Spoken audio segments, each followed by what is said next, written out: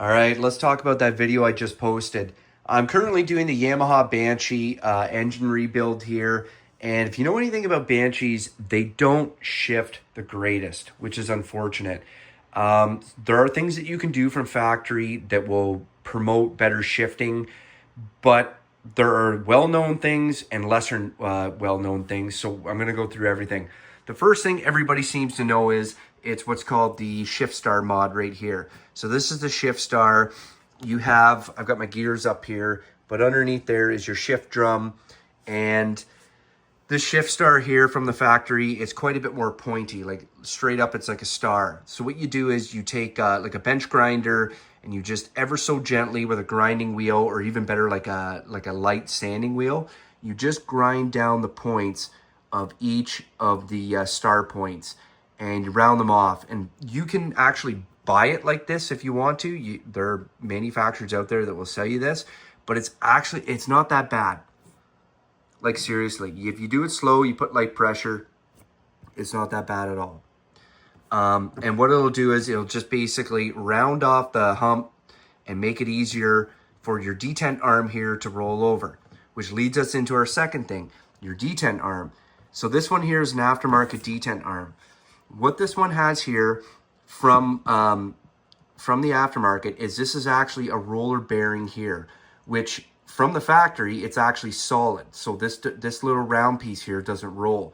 So obviously because there's a bearing, it'll roll over these humps easier. It's less rolling resistance. So that's something that you can do. The third thing you can do is, and I got this from a lot of guys at race these, you can run ATF. ATF is very thin. It's not as viscous. The thing about it is you have to change it more frequently as it gets more dirtier, and you don't want to wear out your bearings. So you can run ATF, and that'll help better shifting. So that obviously leads us into the next thing, your bearings. What I did was here, I'll show you guys what I got. I ordered a Hot Rods transmission bearing kit, and I got it from Fortnine. And one of the bearings here, it was this guy right here. He's a main bearing. It was bad. It was pretty crunchy. It wasn't horrible, but it was crunchy enough that while I was in here, I thought, you know what, I'm going to change this out. So I bought the whole kit.